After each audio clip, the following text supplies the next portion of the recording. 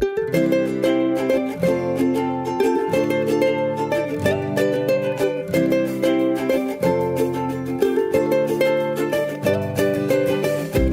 am Anna Seawold, and this is Authentic Parenting, a podcast about personal development in the context of parenting, where I explore how you can find more calm, connection, and joy in parenting through the process of self-discovery and inner growth with a trauma-informed lens.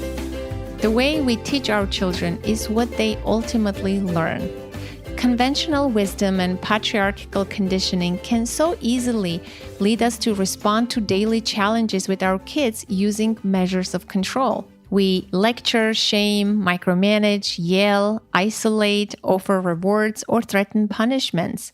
We often find ourselves behaving in ways that can show our children that it is acceptable to disempower and disrespect someone with less power or privilege. Today, I am speaking with two guests, Hannah and Kelty, are twins, coaches, and co-hosts of the podcast and parenting resource, Upbringing. Certified in simplicity parenting, positive discipline, and trained in foundations of the respectful parenting approach, RIE, Hannah and Kelty empower parents to grow up alongside their kids for sanity and social change. Their work, which consists of the Resist Approach, Freedoms Model, and Sibling Survival Guide, explores ways to challenge and elevate our discipline practices to raise a much-needed generation of empaths, activists, peacemakers, and thought leaders. Kelty and Hannah are parenting in captivity on a farm outside Portland, Oregon, that they share with their partners and kids ages 3, 4, 5, and 6. Today, we discuss their Resist Approach, a flexible framework that encourages parents to welcome their kids' resistance as they resist conventional discipline practices that perpetuate control and undermine connection. We discuss how working to respect, empathize, sync up, innovate, summarize, and trust as often as possible with our kids can raise our family and build our future, one conversation at a time. I really enjoyed this conversation with these two amazing women. You can learn more about their work on their website, upbringing.co, and I highly recommend connecting with them on Instagram. They're very active on there, and their handle is up_bringing. For full episode show notes, additional free resources on parenting, contact info, and ways to work with me, visit authenticparenting.com.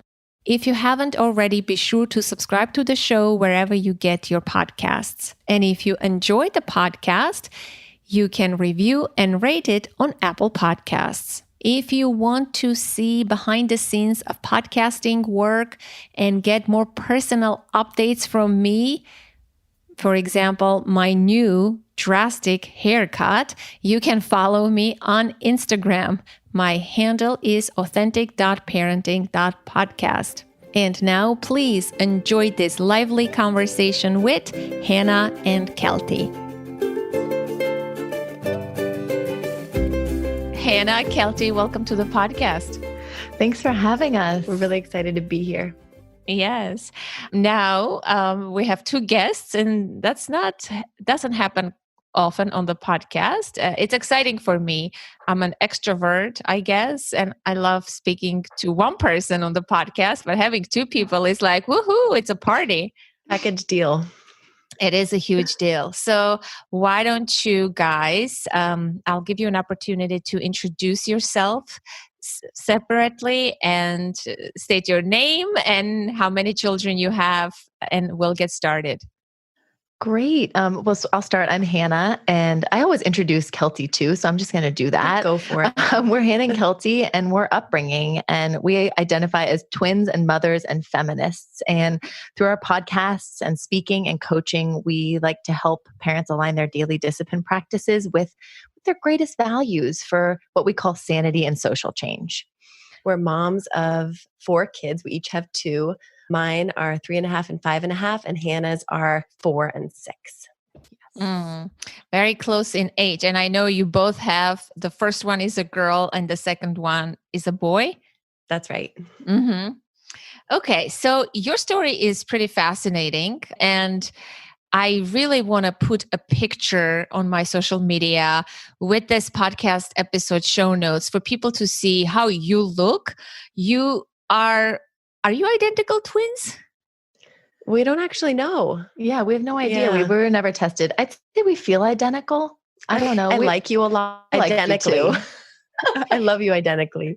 You do look, to me, almost identical, but one has fiery red hair, the other one is blonde. It's very striking. When I watch your videos, I can't stop watching you guys. We were just talking about our ping-pongy interrupting style. It's just like, it's like hypnotic. It must be. It is. And the colors you both wear to match your external attributes, your hair and color, the colors of your eyes and hair and all of that. It's pretty interesting. So you also live together. You also mother side by side together. You do everything together these days, right? We kind of do. It ended up that way, didn't it, Kel? Yeah. Yeah. I think we like to say we're better together, as cheesy as that sounds. Yeah. I feel like we're two introverts that make up an extrovert. So that's why we're talking to just you today, because we're like Siamese twins in that way that just happen to be separated bodies. Do you have any other siblings? We don't. Yeah. It's just us. Yeah. Just you. That was a little sad the way you said that. Just us. No, there are enough of all of us here to keep everyone, on their toes. Yeah. So. And I mean, we, sometimes people ask us like, what's it like to be twins? And like, we don't know what it's like to not be twins. We're learning slowly through. Yeah, that's so true. Do you mother the same way your children? Do you have similar parenting styles? We do. I mean, we generally try to follow our upbringing approach style to parenting. That's our practice, at least. But our kids themselves are really different. My 2 kids are very different from Hannah's 2 kids. So in that way, we try to meet our kids where they are and sort of tailor specifics of our approach to who they are and what they need and what they're going through. Yeah. And then I'd say just in general, our practice is a work in progress for sure. So it's just kind of constantly evolving. We like to say it's a fail forward approach. Yeah. May I ask how you ended up living on a farm? You have an organic farm, which sounds enchanting to me. And I want to know this, how is your life on the farm? Tell me a little bit. Yeah, absolutely. We feel pretty lucky to be here, especially right now. Everyone kind of stuck in place a little bit. We've got a little bit of room to maneuver, which feels really good. But we're on about 24 acres just outside Portland, Oregon. And my husband, Justin, started farming about 7 years ago. And we began in Massachusetts and then Vancouver, Washington. And we've been here for the last 6 years. And we love it. We grow organic vegetables and we raise pigs and lambs and chickens and flowers and all kinds of stuff. So this season's just kind of getting kicked off right now, which is pretty exciting, seeing things begin to grow. And then Kel, how long have I been on the farm? I want to say like 3 years, 3.5 years or so. I was living across town, which I mean, isn't that far away, but when you consider traffic, our commute was around 45 minutes, sometimes even longer. And we were working together before we had kids through the Weaver House, which is a like branding and design company that we did together. And so I would just usually come to the farm. It was a very familiar, comfortable place. We spent a lot of time here.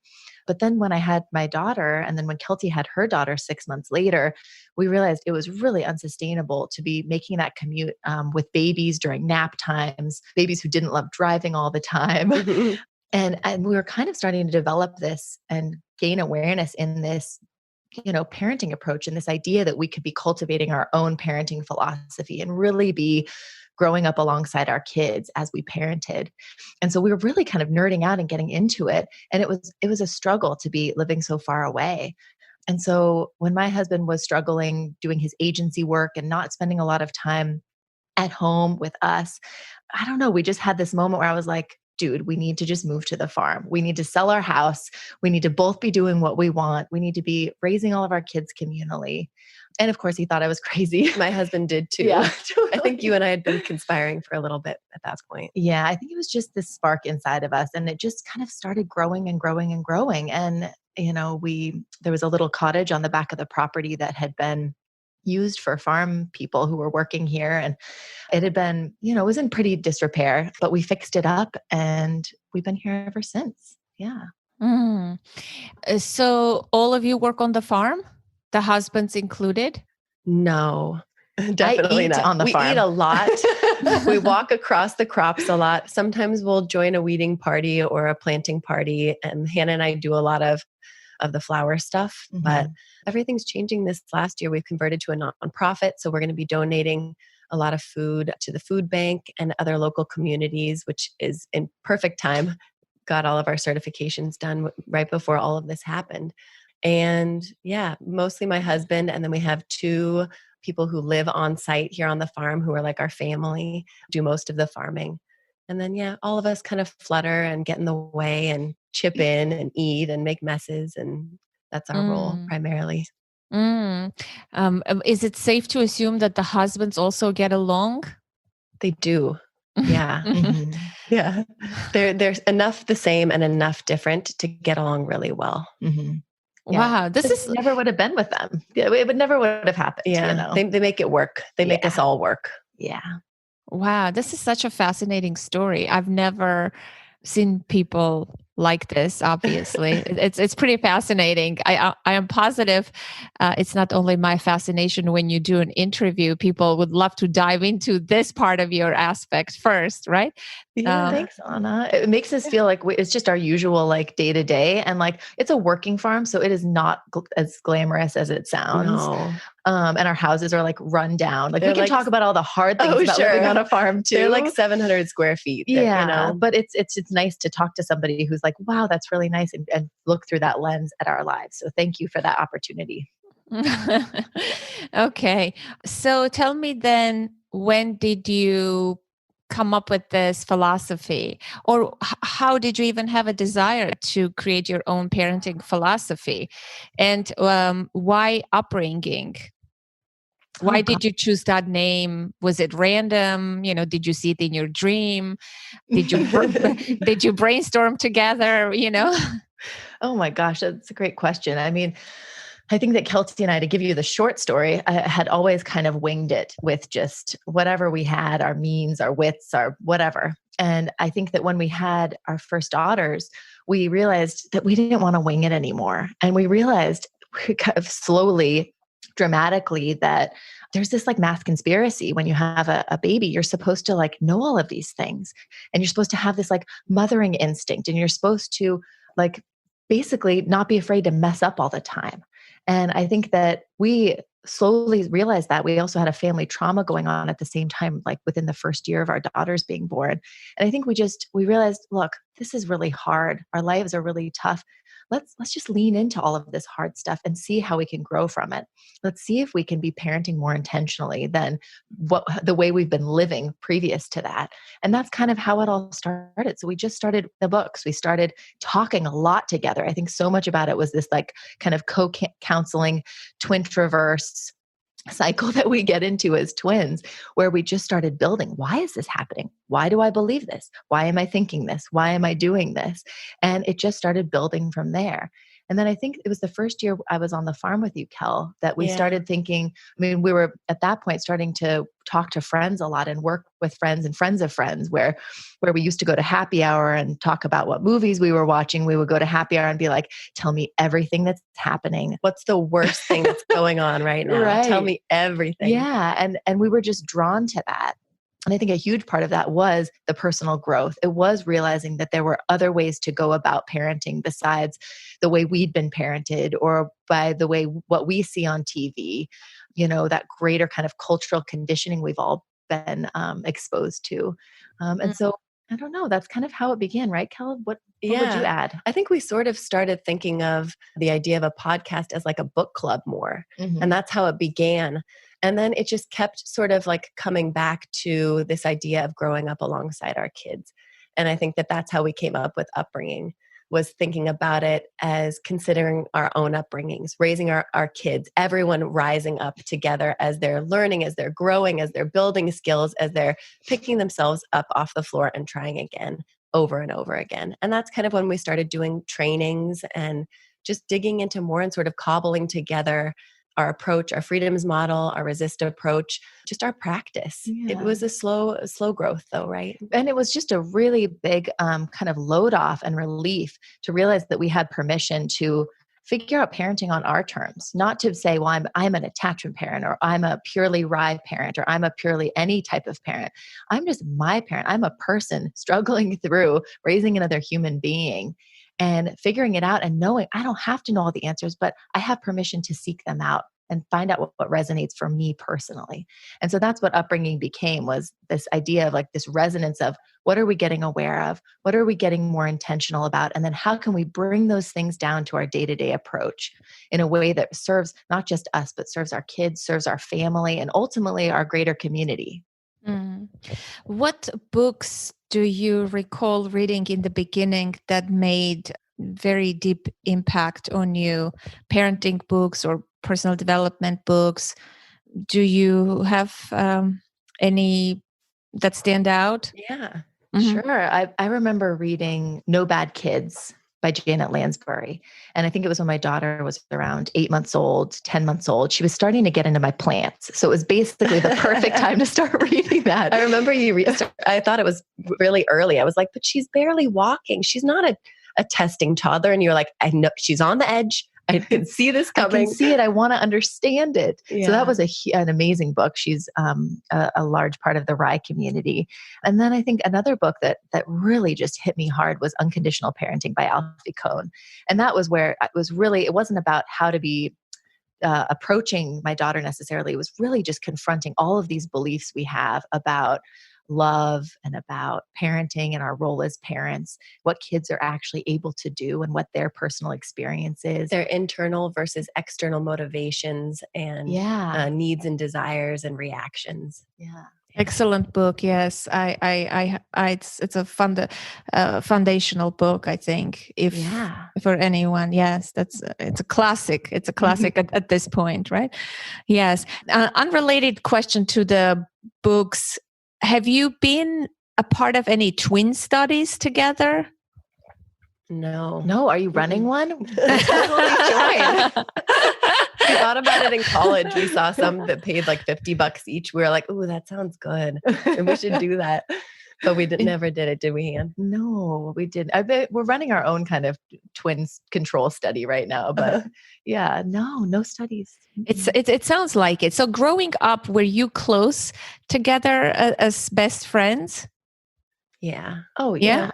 Yeah. And I mean, we were in different classes growing up. So I think we were in preschool and kindergarten together and then separated for grade school, middle school, high school for the most part, which I think was good for us. We had made our own friends. We had friends together. We had some separate interests, a lot of interests together. We did all of our sports together. But we've always been close. Yeah. It's just kind of how it worked out. I'm curious, was this closeness sort of natural, or it was also natural and encouraged by your parents? Oh man, I love talking about sibling stuff. And I've been, as we're raising siblings and then co-siblings, they're cousins, but they're really like siblings, our nieces and nephews. I think about that all the time. And from what I remember looking back, I mean, our parents really just kept out of our relationship. I think they kind of stayed out of our way. Yeah. But they really did a lot of emotion processing with us. That's something I really am grateful for them for. They would ask us, what do you think she's going through? That type of stuff, which I think helped us kind of build that interbrain with one another, that connection, where we understand one another. And kind of, for some reason, we created that kind of balance beam of, if I'm a little sad, you're the one that kind of balances it out. Some people might call that codependent. we make it work. Yeah. Or just that kind of attunement to another person. Yeah. Yeah. It's come up a lot with our husbands because they pointed out, rightfully so, many times that we can tend to expect them to be like each other, or mind readers, or able to Mm. pick up that slack for each other in the same way that Hannah and I are able. So you mentioned family trauma. May I ask about that, or is it you're not comfortable speaking about it? No, sure. You can ask about it. You bet. It was, what was it? The year before I had Roy, my daughter, our aunt who was like a mother to us. She lived in Barcelona, and we spent summers growing up and going to her house, and she would come to the United States several times a year. And she came to the US for Kelty's wedding. And that weekend she came down with necrotizing fasciitis, which is a flesh-eating bacteria. And so she went into a coma. I think she had a 2% chance of survival. So it was all very shocking, very scary. Made it through the wedding. And then after that, we were with her for 2 months in our hospital. So everyone else went home, and we were the family that was in town, just kind of being at her bedside, managing all of her health information and relaying it to the family. She lost a leg and came out of her coma and recovered 2 months longer in the trauma unit. And so it was a very intense caregiving experience, and especially for someone that we really cared about, for an attachment figure for us. And then that next year, she got sick and had meningitis from complications back in Barcelona, and she passed away. And so that was when my daughter was 3 months old. So we flew to Barcelona. We were there for her passing, for the funeral. We were planning the funeral. We had to come back to be going through her house, which we grew up in order to sell it. It was a lot. It was a lot. Yeah. Yeah, especially at that critical point in your life, right? When you're a new mom or when you're getting married, it's like milestone events. When they coincide, they have more impact somehow.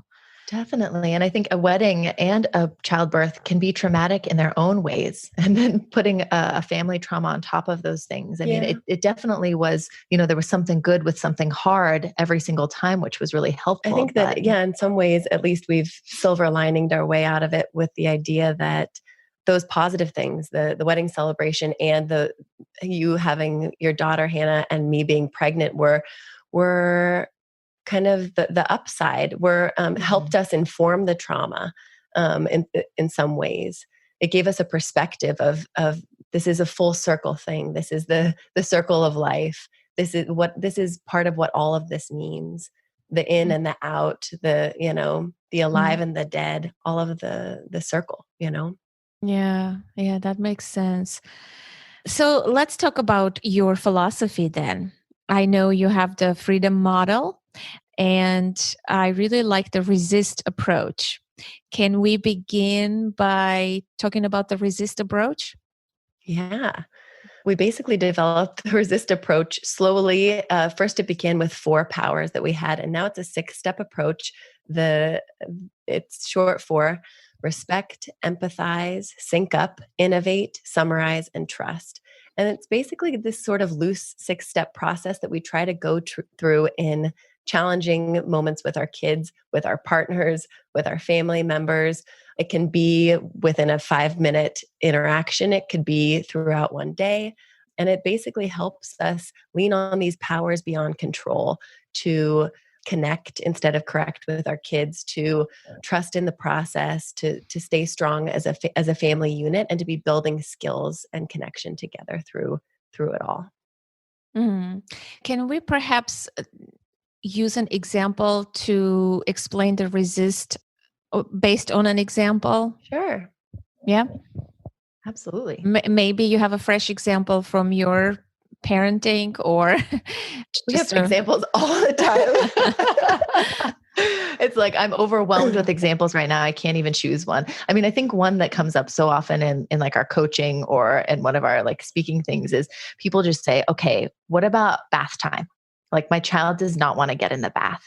And so often we're all, left to resort to measures of control. And so Kelty and I created an acronym for control, and I always forget it. Kelty, you're going to have to remind me. Oh boy. So control, consequences, on my terms, now, threats, overpower. Rewards. You forgot. Rewards, overpower, and lectures. And so these are the control approach, right? Is something we're all very familiar with as parents, that we were raised with, and that our culture and greater kind of conventional wisdom says is that's part and parcel of parenting, right?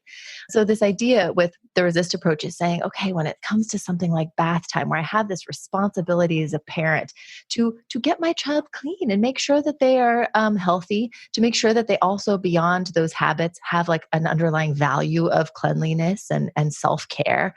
How do I go about this if I know that control measures that are very, very typical aren't ultimately the most ideal for our relationship, for, our kids' skill building, Positive association with it. right? Yeah. For the ultimate value. So that's kind of the backstory around it. But Kelty, can you kind of move through? You can start us moving through the approach for bath time, just really quickly. Well, I think that your approach to bath time is a little bit different than my approach to bath time. I think we should work with your kids on this one. My kids are more sensitive and spirited, and I'm more likely to go through the resist approach and not end up in bath time than Hannah is. Mm-hmm. So I think we should use your kids as sort of a model. So, ultimately we would like to end the resist approach with having our expectations met. That would be ideal. That'd be nice. But that's not always the case necessarily, and for particular reasons. But let's say we want to get our kids in the bath, and our 3-year-old is saying no bath, right? So we start with the respective step, and that's the lens that we put on this entire situation and this entire little person that we need to work with. And it's saying, let's respect that they have their own personal reality and their own experience and reasons for not wanting to get in the bath, for example. They're at their own specific developmental stage that has specific skills that they have and specific skills that they don't have in order to communicate why, understand themselves why, move through collaboratively with stuff. They're missing a lot of skills and self-awareness, right? And so it's our job, part of that respect step is saying, okay, so I need to have some clarity in my expectations. Does bath have to happen every night, for example? I got to get clear on this bath time thing and not just have it be arbitrary, because that can sometimes lead to this power struggle, right? So getting clear on that. Okay, let's say bath does have to happen. It's been like 3 days, or they just had a big mud bath outside too. Yeah, or it's Monday, Wednesday, Friday. That's when we do it, and it's a Wednesday. So we got to do it. Then the last part of the respect step, there's so many parts of it and nuances, but in this particular situation, I would say it's that our job as their parent is to help them meet, we want to meet our needs, but we have to help them meet their needs. And part of that is building a context for their inner wisdom and inner authority, so that we don't just get bath time done, but they understand more about their bodies and they understand more about their capability and agency in the world at the end of all of this. So that's the respect. Moving on to what would be the next? Empathize. Empathize. So feelings, kids give us the feelings right away. They like throw them in our, so no bath time, refusing bath time. It's really hard, at least this myself. I tend to just move into like problem solving mode, which we called our innovate step. And I forget, there's no way we can move through to problem solve collaboratively or to work through something or to get my expectations met if there are big feelings involved. We all know the research on brains and where the focus of their brains are when they're really upset. They're not in a moment to be able to pull in information, understand what we're saying, plan, use their judgment, all of those types of things. So we got to calm their brains and calm their bodies. Empathy also shows that we're side by side with them, that we care about them, that we want to understand who they are, what they're experiencing, and then that helps them understand who they are, what they're experiencing, what their feelings are. Right. So instead of saying it's time for bath or yelling across the room, get in the tub, it's time, go get in, we get down close. The empathize step is so much about physical proximity. It's about making eye contact. It's about showing a warm, neutral presence. It's about nodding, listening, maybe asking a couple questions as we validate what they're saying. Sounds like you don't want to get in the tub. How come? What's going on? Tell me more. Okay, you just don't want to. Or because you feel like you just did it. When was that? Was that Monday? That wasn't yesterday. That was the day before. Okay. And just listening and showing that we care, that we want to hear their perspective, even when it differs from ours, right? Right. And that they have that right to explain how they feel about something and explain that they're in opposition to us. They have every right to do that. We want them to grow up to have that ability to express themselves and express their needs, right?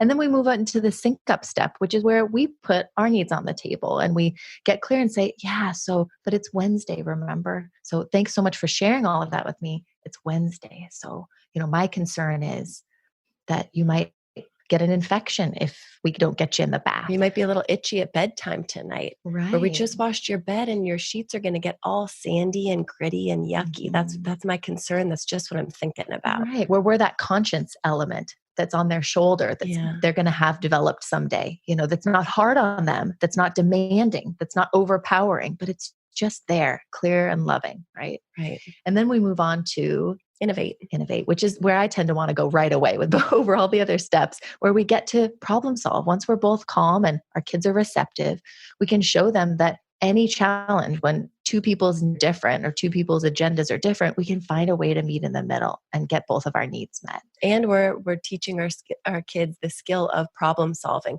of figuring out a way. I mean, every single one of us has stood and looked at our garage or stood and looked at our messy closet and just been like, where do I even begin this?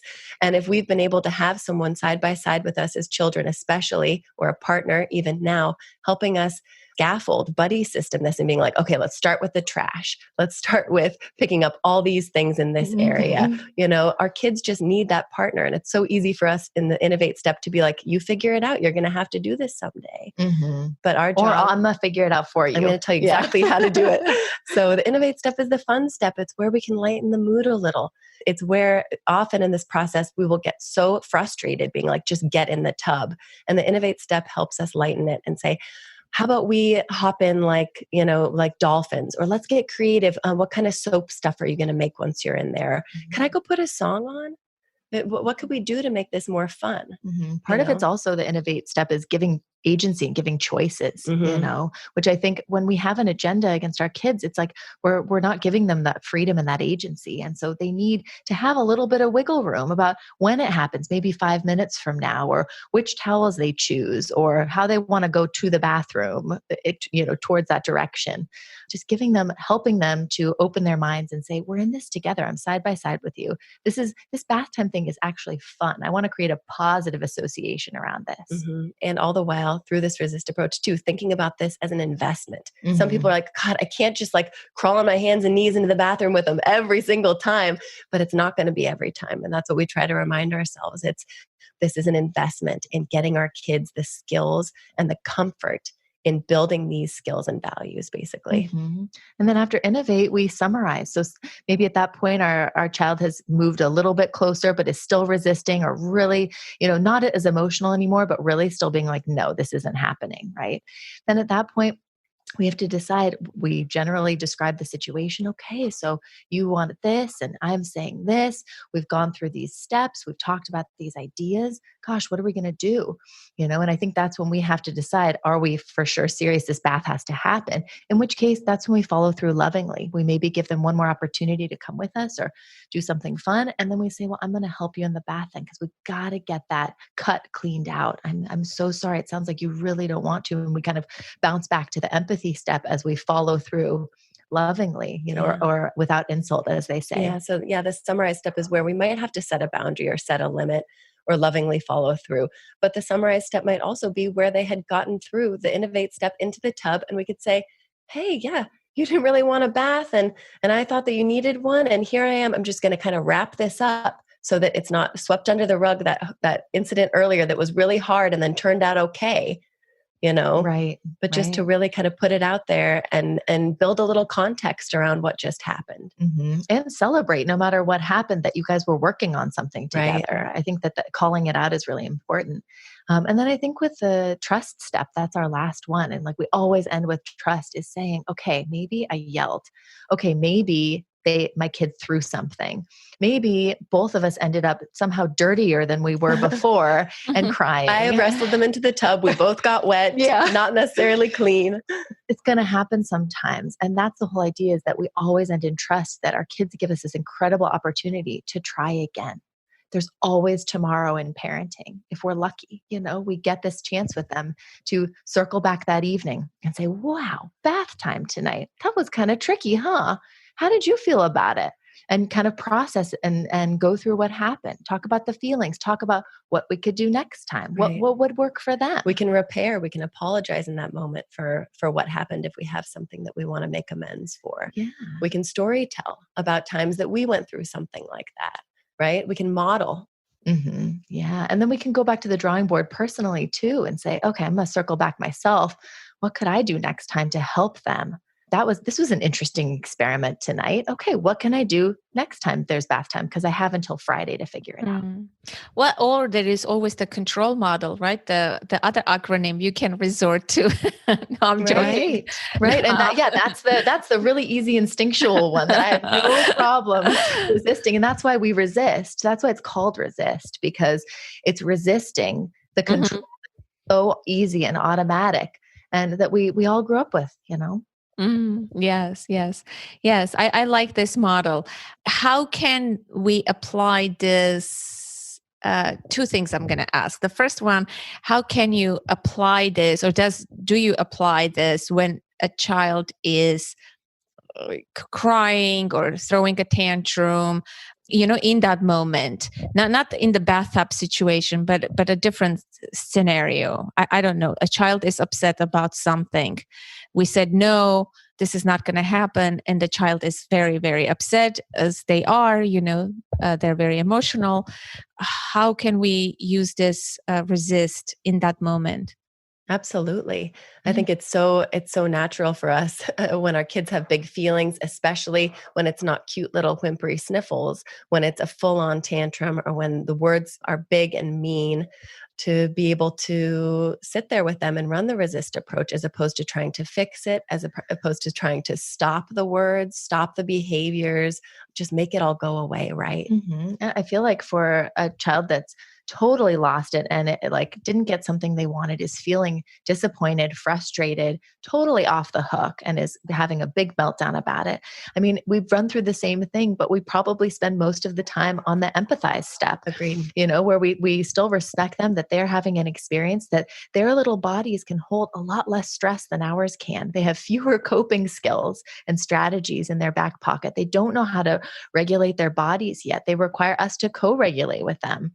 And that their experience of the world is very different. So it's our job to help them, to be their partner in that, and to see to those needs and help them gain that awareness, so that one day they can be aware and see to their own needs. So a huge part of that is just staying lovingly in the empathize step of just helping them calm their bodies and showing them that when we have really big feelings like this, we're not a bad person. We're not loved less.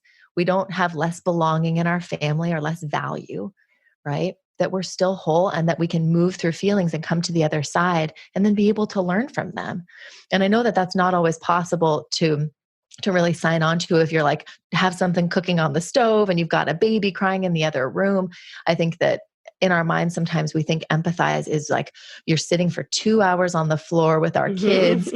It's like we don't always have the time to do that. But I think so much about it is just believing in our minds and having that mindset of, I'm calm, I'm trying to be loving. They need to get this stress out of their bodies, and they're doing it with the skills that they currently have. And I'm going to hold space for that. I'm going to be available. I'm going to keep them safe, and the rest of the house safe. And that's all I need to really be doing. And then we save circling back and talking about it, or setting more official boundaries, or creating new family agreements for later, for the summarize or the trust step. Mm-hmm. Yeah, and I think innovate in this case is more, what can I do to help you calm your body? Offering out those little life preservers every now and then. Would you like a hug? A little squeeze can help kids self-regulate.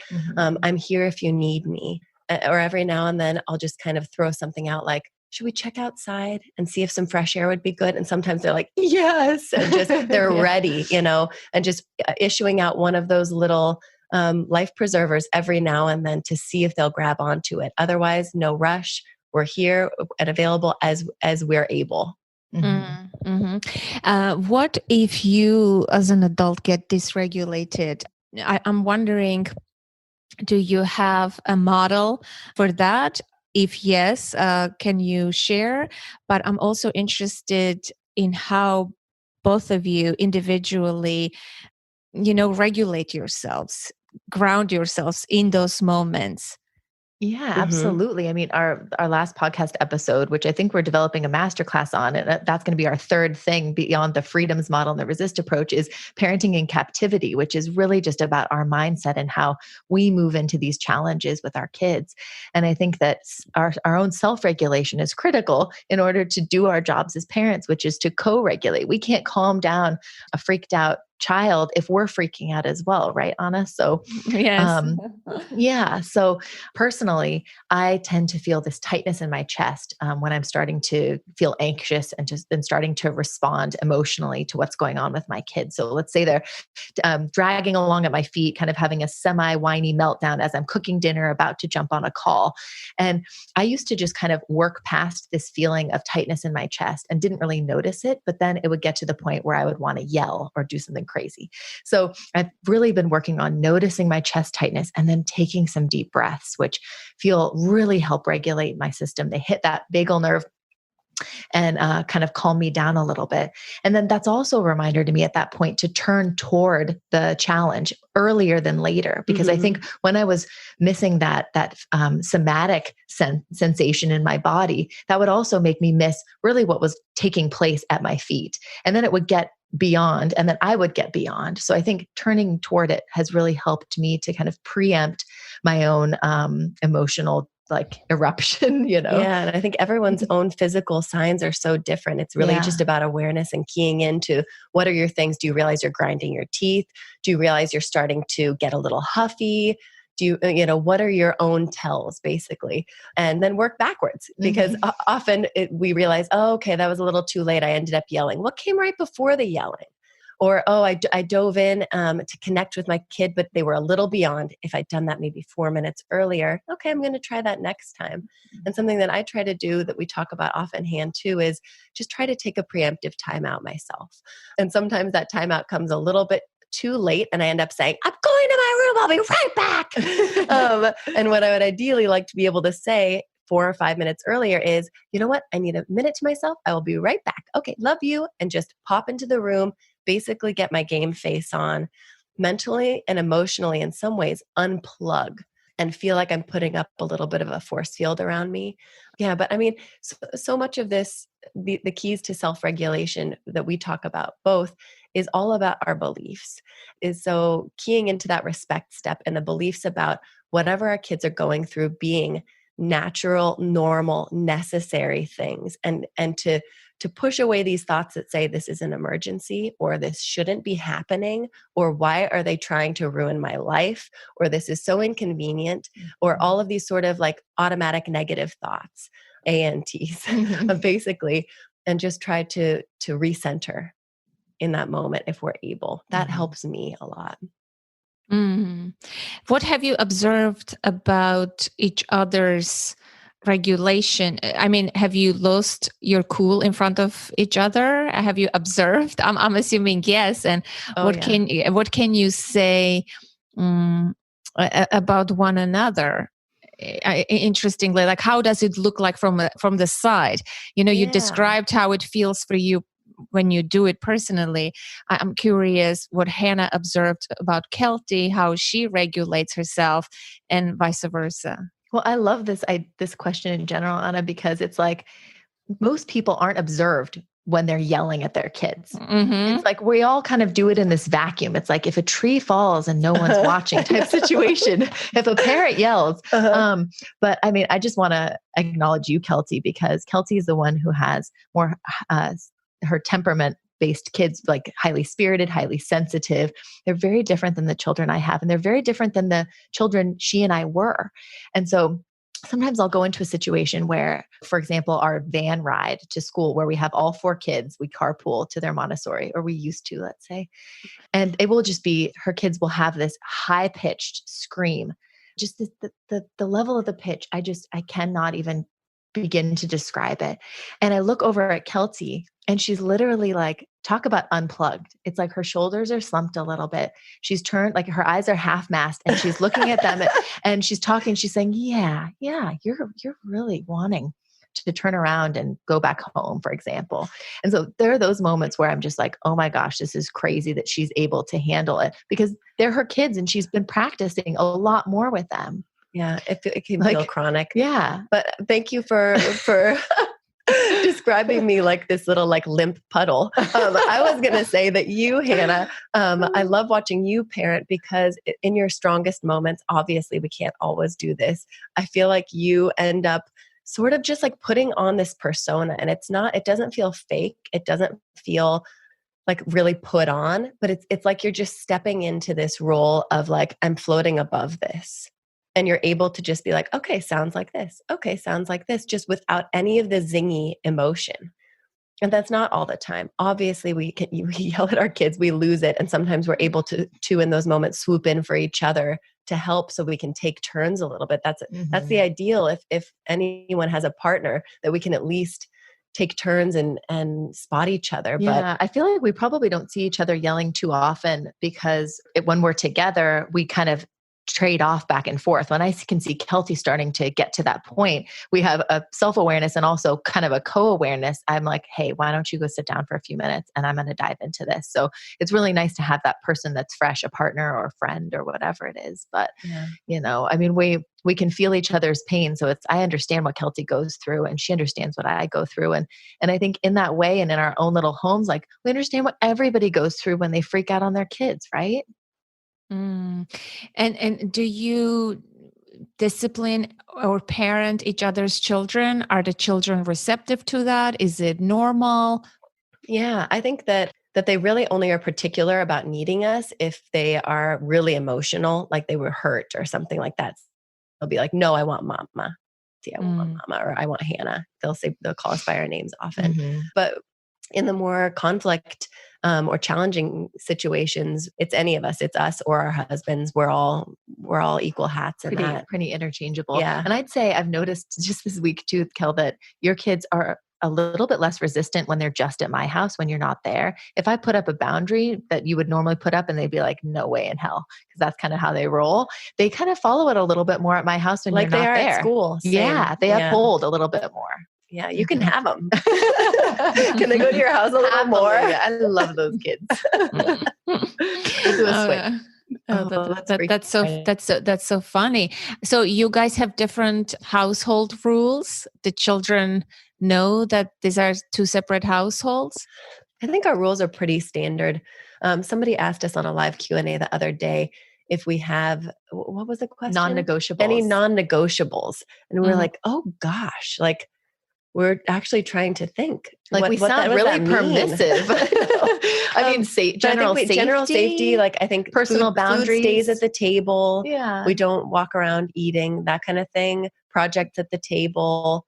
Messy projects. I'm trying to think if we have non-negotiable type rules. We wash hands before we eat. We go pee before we leave. Yeah, but again, what does a non-negotiable mean? That if they don't want to go into negotiations with you about it or do it, then what happens? Like we don't do punishments. Yeah. So it was an interesting I think question. It's a question because that says that we won't negotiate, and I don't think that that's ever the case. We like to say it's always a conversation. I mean, we want to be raising kids that are critical thinkers, that are really in tune with their inner wisdom and inner authority, we like to say, and that can like go out into the world and not just know what they need, but be able to assert those needs. And if they know themselves and really well, then they can also connect to others and imagine what might their needs be.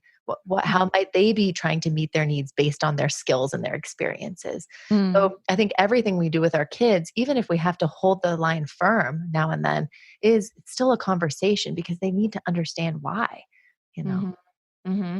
And so this leads me to the question of freedom. But before I talk about freedom, I ask about freedom. I would love to know, are the husbands on board with this kind of parenting philosophy?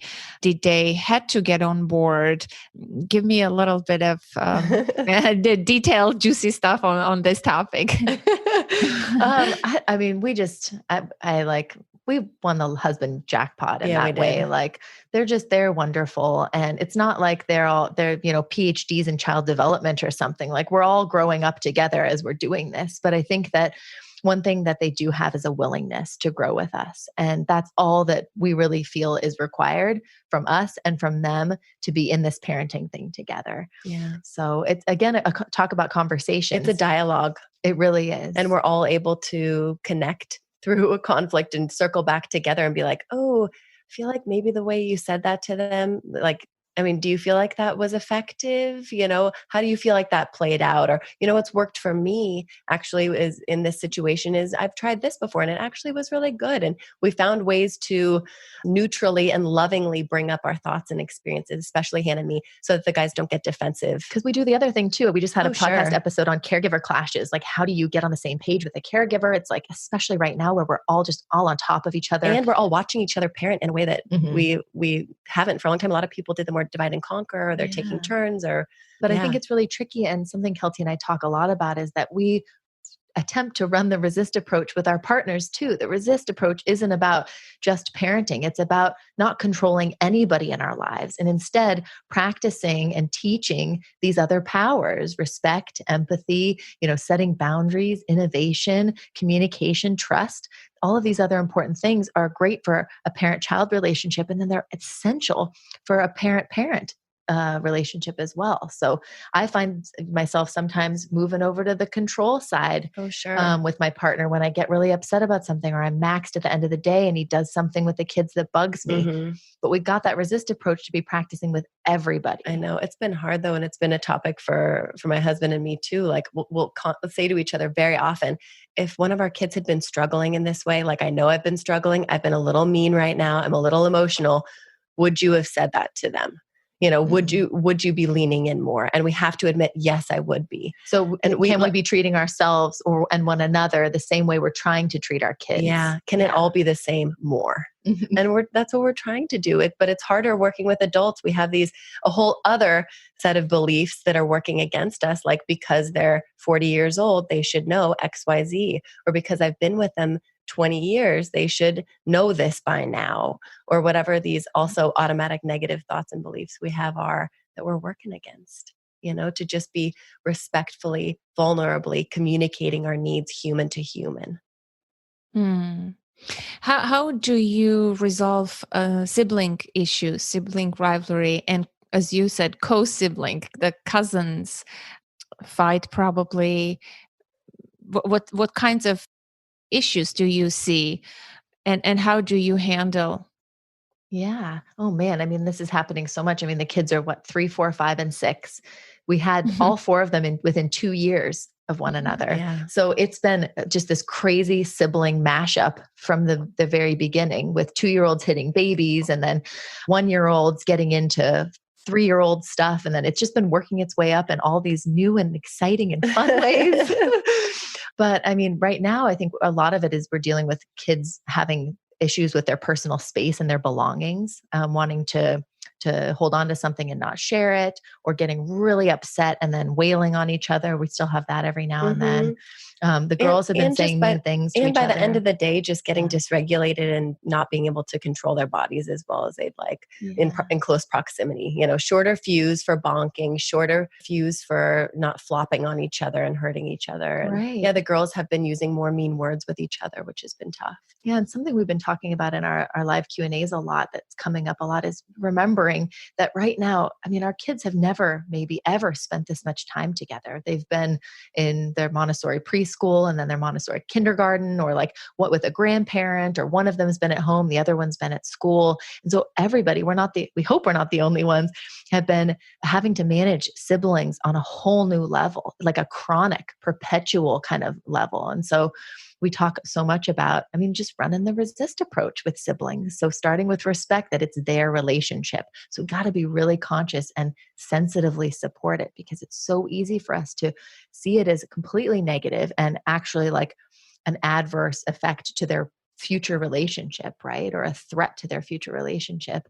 And it's so easy for us to then think that it's our job to be the hall monitor and the policeman and the moral ethics person, and to kind of over control and over dominate that relationship, which can really cause, some victim and aggressor. That's where rivalries actually come from, I think. Yeah. I don't think that they just start naturally between kids. So finding that way. So that's that respect step. And then just moving through the resist approach to listen to feelings, to keep everybody safe, to help them brainstorm ways to create their boundaries and assert their needs and get their needs met. Yeah, and this could be even with like a 1 and 3-year-olds. Mm-hmm. We basically just get down there and think of ourselves as helpful support staff. And instead of that referee or judge and jury, or, oh my gosh, I can't believe I have to come in here and fix this again. Just give her the toy or stop hitting him or whatever it is. We really just get in there and listen. Sounds like you're a little frustrated about something. What happened? Okay, they give me 3 words. I'm surmising that you want this, and she wouldn't give it to you. What did you need? You didn't want to give it to her. And basically, we're giving them the words that we would like them to eventually use to speak to one another, to express their needs in a more adaptive way than Three Stooges situation that just happened, right? Well, I mean, I think that that's such a great example, Kel, because when we, blame one or the other, we're teaching them to blame. When we yell and get upset about what had happened, we're teaching them to yell and get upset during sibling conflict. When we fix it and tell them, well, you need to do this or do that, that teaches them to dominate a negotiation, right? So we're kind of modeling this conflict resolution skill set for them when we're able, obviously. Obviously, when we're able, but yeah. And have you noticed that they are learning those sibling, let's say they had some issues, they work through, you help facilitate the process. Now, when you look at their current issues, you're like, wow, they're not fighting anymore about such and such. That thing before, they overcame, they learned, they resolved. I'm interested, do you see progress? Because the listener obviously is going to wonder. It's great. And the children are still young. They are 3, 4, 5, and 6. But just from your own observation, do you see some progress in the skill building area in terms of sibling rivalry? Absolutely. Yeah. I mean, that's one thing that is actually visibly, you can see it happening. I think so much of a lot of the other things we do with the resist approach, you're like, is it getting in there? Is it working? But because we're helping them with these skills, we can see them practicing the skills with one another, right? Yeah. I think that our older girls especially are starting to be able to basically run the resist approach with their little brothers when they need something or when they're not getting their needs met, as long as they haven't been pushed to total dysregulation where they will just stand firm on whatever it is. They're able to say, oh yeah, you wanted that. How about if this? And they're getting a little bit tricky and saying, how about you throw that toy into this bin and then I'll get it? Or if you put that down, could you go get me this from the other room actually? And they're problem solving ways to keep the boys kind of working with them, but in a way that works for them. And it sounds a little bit like manipulation. Sometimes it is straight up manipulation. And other times they're really just trying to keep things working smoothly. They're essentially getting both needs met, their little brothers and theirs. And even the little brothers, I mean, my son Laszlo came in the other day and he said, Roy and I are having an argument and I'm feeling really frustrated. And he came in to tell me about that, and like, that's wonderful. Like he didn't come in tattling, he came in saying, this is the situation. I said, did you tell her that? And he said, yes.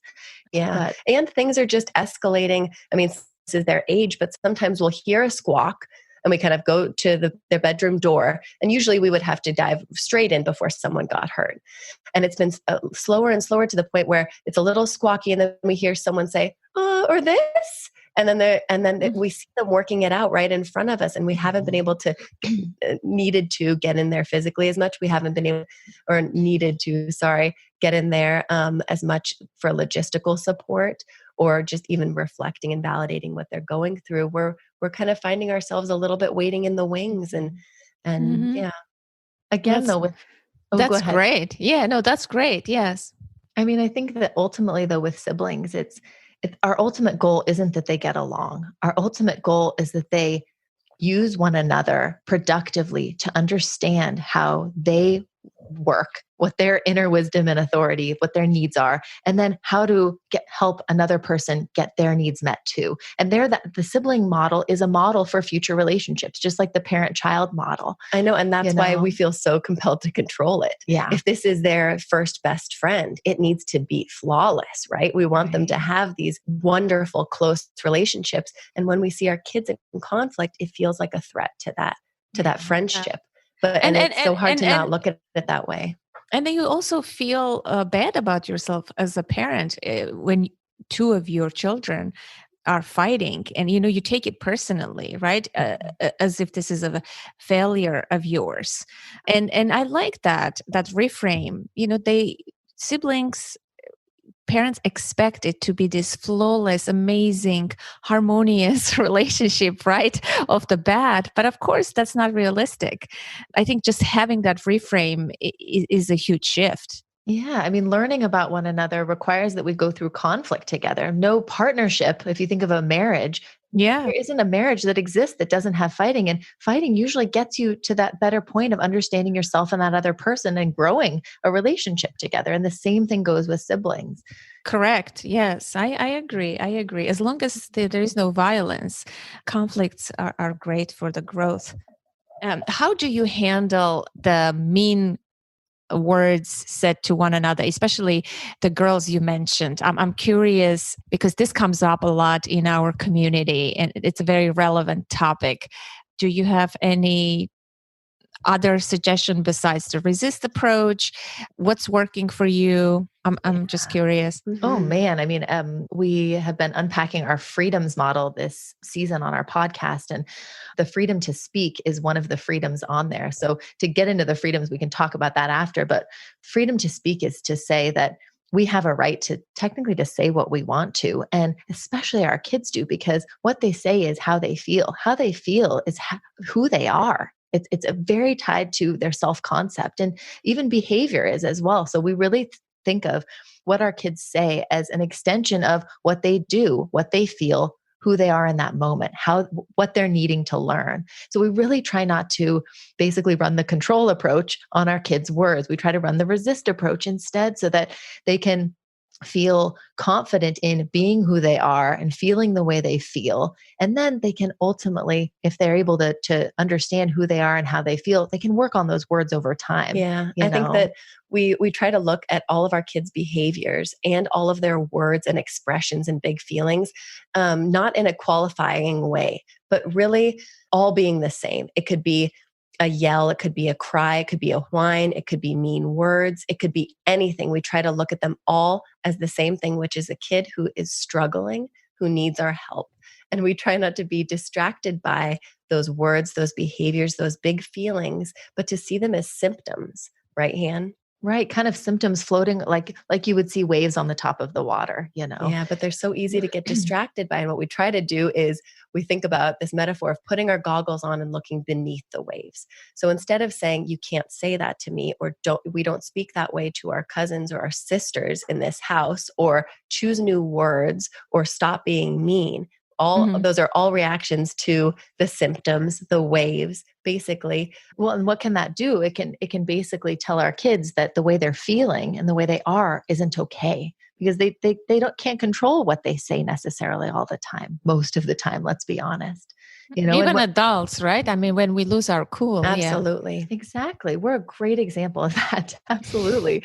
But then looking beneath those things, those are the skills, I think it's so just kind of in the front of our minds as parents that it's our job to teach kids the behaviors, like how to move through the world. We want to socialize them. That's our primary focus. And I think that oftentimes that can undermine another focus that's really critical, which is helping to build their self-awareness, right? It's helping to grow them from the inside out. And so that's why with words, with behavior, with feelings, everything we want to do is focusing our teaching on what's underneath, what is actually triggering those words, those feelings, those behaviors. What's the root cause of the discomfort they're feeling? What's the root cause of the suffering? Half the time I say something and I don't even know why I said it. And I really wish I did, because that would help me choose different words next time or be able to explain myself better. So we want to let them, start from the beginning. And that requires that we work backwards and really dig a little bit to help them say, what's going on with you? How's it going? You just said something to your cousin. She looks really upset right now. Wow. Okay. Can you kind of describe how you're feeling? Okay. Tell me the situation. Okay. And then we run the resist approach through. And then at the end, we talk about, when we're circling back, hey, what could we say next time? And trusting too that as their self-awareness, as their self-regulation, as their communication skills develop, they're going to be able to do that better, but not at the risk of focusing on it so much that they don't understand the why behind all of it.